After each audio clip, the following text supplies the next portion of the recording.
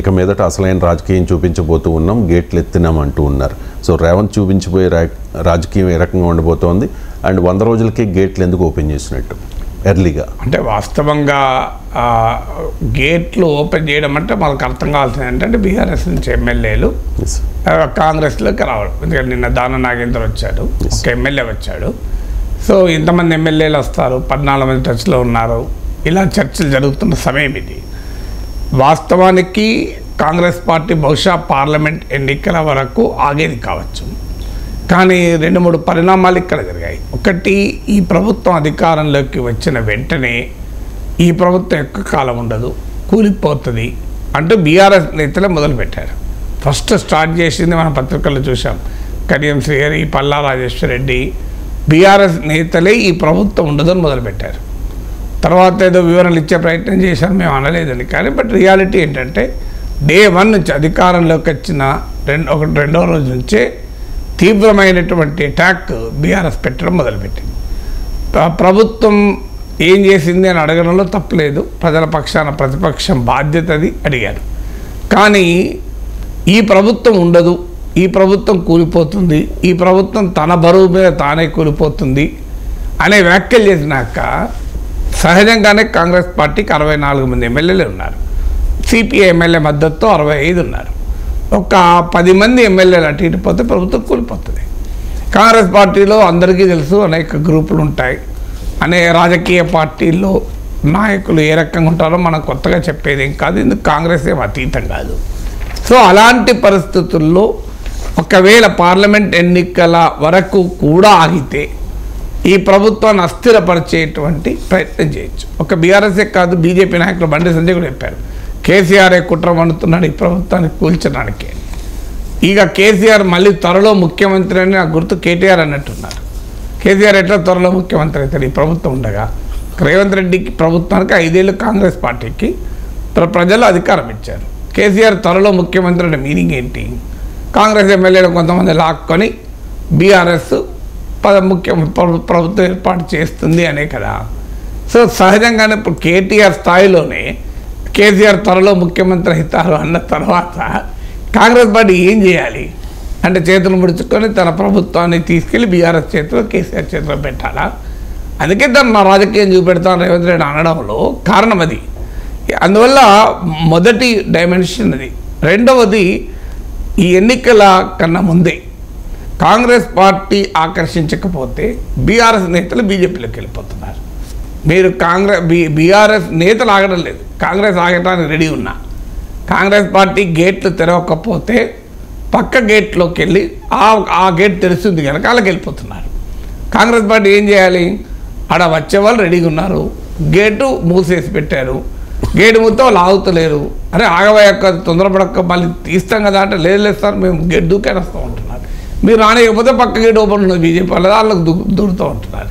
So అందువల్ల Congress party ఆలస్యం చేస్తే అది బీజేపీకి లాభం అయ్యేలా కనబడుతుంది. ఇప్పుడు మీరు వరుస పెట్టి ఎంతమంది నేతలు బీజేపీలో వచ్చారని చూసాం మనం. సో ఇప్పుడు బీఆర్ఎస్ కాకపోతే బీజేపీలో ఎడుతున్నారు, సార్ కాంగ్రెస్ కాకపోతే బీజేపీలో ఎడుతున్నారు. బీఆర్ఎస్లో అయితే ఉండటానికి రెడీగా లేరు. ఇది ఒక్కరి వ్యవహారం కాదు. ఇప్పుడు మనం బీబీ పాటిల్, రాములు, రంజిత్ రెడ్డి, దయాకర్, 4 సిట్టింగ్ ఎంపీలు, దాన నాగేందర్ మాజీ ఎమ్మెల్యే, సీతారాం నాయక్ మాజీ ఎంపీ. సో ఇలా ఒక్కరు కాదు, ఇద్దరు కాదు, వరుస పెట్టి బీఆర్ఎస్ నేతలు ఆ పార్టీని వీడటానికి రెడీగా ఉన్నప్పుడు వాట్ షుడ్ కాంగ్రెస్ డూ? మాకు అవసరం లేదు, బీజేపీకి వెళ్ళిపోండి అని చెప్పాలా? సో పోనీయండి, బీఆర్ఎస్లో ఉండండి, మేము సమయం పిలుస్తామంటే లేదు మేము ఉండమంటారు వాళ్ళు, మేము వెళ్ళిపోతాం వాళ్ళు అంటున్నారు. సో అందువల్ల ఇది రెండవ కారణం. అంటే కాంగ్రెస్ పార్టీ కాస్తంత ఆలస్యం చేస్తే బీజేపీ వాళ్ళను తీసుకెళ్లే అవకాశం కనబడుతుంది. మూడవ ఫ్యాక్టర్ పార్లమెంట్ ఎన్నికలు. పార్లమెంట్ ఎన్నికల్లో అత్యధిక సీట్లు గెలుచుకోవాలి. ఇవాళ కాకపోతే రేపైనా బీఆర్ఎస్ ఎమ్మెల్యేలు రావడానికి సిద్ధంగా ఉన్నారు, కాంగ్రెస్ తీసుకోవడానికి సిద్ధంగా ఉంది, బీజేపీ లేదంటే బీజేపీ తీసుకోవడానికి సిద్ధంగా ఉంది. కనీసం ఎన్నికలకు ముందు తీసుకుంటే పార్లమెంట్ ఎన్నికల్లో కలిసి రావడానికి కలిసి వస్తుంది. ఉదాహరణకు హైదరాబాద్ నగరంలో కాంగ్రెస్ పార్టీ పెద్ద విజయం సాధించలేదు, దాన నాగేందర్ వచ్చారు, డెఫినెట్గా ఈ నగరంలో కొంత కాంగ్రెస్ పార్టీ బలపడటానికి అది ఉపయోగపడుతుంది. అందువల్ల ముందుగానే తీసుకుంటే పార్లమెంట్ ఎన్నికలకు కూడా కలిసి వస్తుంది అనేది థర్డ్ ఫ్యాక్టర్గా దీనిలో మనకు కనబడుతుంది. ఫోర్త్ ఫ్యాక్టర్ ఏంటంటే ప్రజల్లో ఏమైనా వ్యతిరేకత వస్తుందా వెంటనే ఆపరేషన్ మొదలు పెడితే. ఎందుకంటే అదేంటి కాంగ్రెస్ పార్టీకి అధికారం ఇస్తే కేసీఆర్ చేసినట్లు ప్రతిపక్షం లేకుండా చేస్తారా, ఇదేం ఫిరాయింపు రాజకీయాలు అని ప్రజల్లో తీవ్రమైన నెగటివ్ వచ్చే అవకాశం ఉంటుంది. అది పార్లమెంట్ ఎన్నికల్లో ఏమైనా ప్రభావం చూపవచ్చు అని అనుకోని ఉండాలి. అది కూడా అవకాశం లేకుండా కాంగ్రెస్ బీజేపీ వాళ్ళు బీఆర్ఎస్ బీజేపీ వాళ్ళు పదే పదే స్టేట్మెంట్ ఇవ్వడం ద్వారా కాంగ్రెస్ పార్టీకి ఒక రకమైన అడ్వాంటేజ్ వచ్చింది. ఇవాళ బీఆర్ఎస్ తాను ఎమ్మెల్యేలను కాంగ్రెస్ తీసుకుంటే ఏమని విమర్శిస్తారు చూడండి. ఇలా విమర్శించే పరిస్థితులు లేరు. ఆఖరికి దాన నాగేందర్ను సభ్యత్వం రద్దు చేయాలని డిమాండ్ చేసే పరిస్థితులు కూడా లేదు. ఎందుకంటే బీఆర్ఎస్ ఎమ్మెల్యేలు ఎవరు రాజీనామా చేసి కాంగ్రెస్ ఎమ్మెల్యేలు బీఆర్ఎస్లో చేరినప్పుడు ఎవరు రాజీనామా చేసి బీఆర్ఎస్లో చేరలే కదా. కాంగ్రెస్ ఎమ్మెల్యేలు 2014 నుంచి 2023 మధ్య కాంగ్రెస్ ఎమ్మెల్యేలు టీడీపీ ఎమ్మెల్యేలు వీళ్ళంతా బీఆర్ఎస్లో చేరినప్పుడు ఒక్కరు కూడా రాజీనామా చేయలేదు, ఉప ఎన్నిక రాలేదు.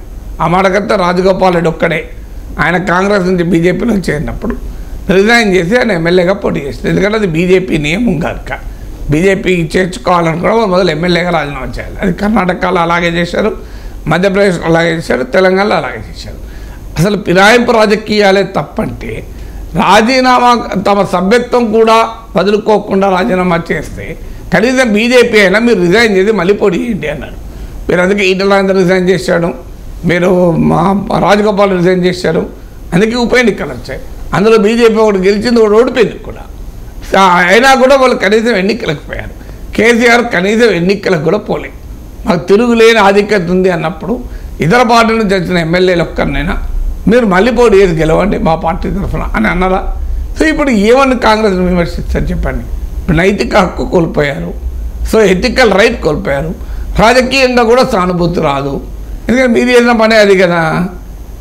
కేసీఆర్ ఏమైనా డిఫరెంట్గా ఉంటే అది మీరు 10 ఏళ్ల పాటు కాంగ్రెస్ ఎమ్మెల్యేలు తీసుకున్నారు, అయినా ప్రజలు కాంగ్రెస్కు తీర్పు చెప్పారు. తీర్పు చెప్పినా కూడా మళ్ళీ తీసుకుంటామంటారు.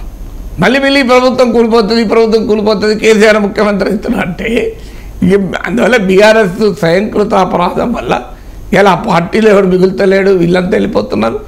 వెళ్ళిపోతుంటే వాళ్ళకి కాంగ్రెస్ తీసుకున్నా కూడా సానుభూతి రావడం లేదు. నార్మల్గా అయితే చాలా సానుభూతి రావాలి కేసీఆర్కు. ఇంత అన్యాయమా? ఇప్పుడు ఇంతమంది పదవులు ఇచ్చాడు కదా కేసీఆర్, పాపం ఏం చేశాడు, ఏం పాపం చేశాడు కేసీఆర్, ఈ కాంగ్రెస్ పార్టీ ఏంటి ఇట్లా అడ్డగోలుగా తీసుకుంటా అంది అనాలి జనం. అంటలేదు కదా. ఎందుకంటలేదంటే మరి కేసీఆర్ ఇంట్లో పనిచేయ కదా అని. ఇప్పుడు ఏమైతే దానందరూ రిజైన్ చేశాడు. న్యాయంగా అయితే కాంగ్రెస్లో చేరిన వెంటనే డిస్క్వాలిఫై కావాలి. యాంటీ డిఫెక్షన్ లా స్పష్టంగా చెప్తుంది. ఈవెన్ పార్టీకి రాజీనామా కూడా కాదు, voluntarily giving up the membership, స్వచ్ఛందంగా పార్టీ సభ్యత్వాన్ని వదులుకున్నట్లయితే అని. సో అంటే దానికి సుప్రీంకోర్టు తీర్పులు కూడా ఉన్నాయి. ఈవెన్ ఒక పార్టీకి రిజైన్ చేసి మరో పార్టీలో చేరాల్సిన అవసరం లేదు. కొన్ని చర్యల వల్ల కూడా వాళ్ళను వాలంటరీలీ గివింగ్ అప్ ద మెంబర్షిప్గా భావించవచ్చు. ఇక్కడ దానా నాగేందర్ క్లియర్గా కాంగ్రెస్ రిజైన్ చేసి బీఆర్ఎస్ రిజైన్ చేసి కాంగ్రెస్ కండువా కప్పుకొని మన కళ్ళ ముందు కనబడుతున్నాడు. అంటే మనం డిస్క్వాలిఫై కావాలి, కానీ ఎవరు చేయాలి డిస్క్వాలిఫై? స్పీకర్ చేయాలి. పోనీ బీఆర్ఎస్ కనీసం డిస్క్వాలిఫికేషన్ పిటిషన్ మూవ్ చేయాలా? చేస్తుంది అనుకుంటా, కానీ ఇప్పటివరకు ఆ మాట కూడా చెప్పలేకపోతున్నాను. చేస్తే వెంటనే కాంగ్రెస్ వాళ్ళు ఎద్దేవా చేస్తారు. అయ్యా మరి నువ్వు ఇప్పుడు డిస్క్వాలిఫై చేయమంటున్నావు దానా నాగేందర్ను, నువ్వు మీ హయాంలో ఎంతమంది ఎమ్మెల్యేలు మీ పార్టీలు ఇతర పార్టీ ఎమ్మెల్యేలు గెలిచారు? ఒక్కరన్నా డిస్క్వాలిఫై అయ్యారా? పోనీ ఒక్కరన్నా రిజైన్ చేశారా? మరి ఇప్పుడు మీరు ఎట్లా అడుగుతారు డిస్క్వాలిఫై చేయమని, రిజైన్ చేయమని? అంటే ఆన్సర్ ఉండాలి కదా కేసీఆర్ దగ్గర. అంటే తనను తాను సమర్థించుకోలేని దుస్థితిలో బీఆర్ఎస్ నాయకత్వం తన చర్యల ద్వారా పడింది. అందువల్ల తాము బలంగా ఉన్నప్పుడు చేసిన పనులు బలహీనంగా ఉన్నప్పుడు దెబ్బ కొడతాయని దానికి ఇంతకు మించిన ఉదాహరణ ఇంకోటి ఏముండదు. అందువల్ల కాంగ్రెస్ పార్టీకి అడ్వాంటేజ్ వచ్చింది. తాము తీసుకోకపోయినా బీజేపీ తీసుకుంటుంది. ఇప్పుడు తీసుకుంటే పార్లమెంట్ ఎన్నికలకు ఉపయోగపడుతుంది. తీసుకున్నా కూడా ప్రజలేమనుకోరు, ప్రజలపైన ప్రభావం ఉండదు. చలో కానివ్వండి అని చెప్పి గేట్లు తెరుతారు, రెడీగా ఉన్నారు. గేట్లు తెరితే ఎంతమంది పోతారు? 26 మంది పోయేదాకా ఆగుతారు. 26 మంది నెంబర్ అయినాక బీఆర్ఎస్ శాసనసభా పక్షం కాంగ్రెస్లో విలీనమైంది అని ఒక సర్క్యులర్ వస్తుంది చూడండి మీరు. సో ఆ సర్క్యులర్ వచ్చి తర్వాత ఇప్పుడు ఎమ్మెల్సీలు కూడా వెళ్ళడం మొదలైంది ఆల్రెడీ. సో శాసనమండలి చైర్మనే రేవంత్ ప్రభుత్వం పట్ల సంతృప్తి ఉంది, బీఆర్ఎస్లో సంస్థాగత సమస్యలు ఉన్నాయన్నారు. శాసనమండలి చైర్మన్ కొడుకు వెళ్ళి పొలిటికల్ అడ్వైజర్ టు మా పబ్లిక్ అఫైర్స్ అడ్వైజర్ రేవంత్ రెడ్డికి, సీఎంకైనా నరేందర్ రెడ్డికి కలిసి వచ్చారు. సో మల్లారెడ్డి స్టేట్మెంట్లు రోజు చూస్తున్నాం మనం. అందువల్ల ఇది 26 ఫిగర్ వచ్చేదాకా ఈ ఫ్లూయిడ్ సిచ్యువేషన్ కంటిన్యూ అవుతుంది. 26 ఫిగర్ వచ్చాక బీఆర్ఎస్ శాసనసభ పక్షాన్ని కాంగ్రెస్లో విలీనం చేసుకున్నట్టు ప్రకటిస్తారు. మరి అది ఎన్నికలకు ముందు చేస్తారా, ఎన్నికలకు లేట్ చేస్తారా తెలియదు. కేసీఆర్ రేవంత్ రెడ్డి రాజకీయం మొదలైందన్నాడు, గేట్ తెరిచినా అన్నాడు, గేట్లు తెరిచినా అన్నారు. మరి గేట్లు తెరిచిన తర్వాత మొత్తం 24 hours గేట్లు తెరుస్తారా, మధ్యలో 10-12 గంటలు తెరిచి మళ్ళీ మూస్తారా లేదా చూడాల్సిన అవసరం ఉంది.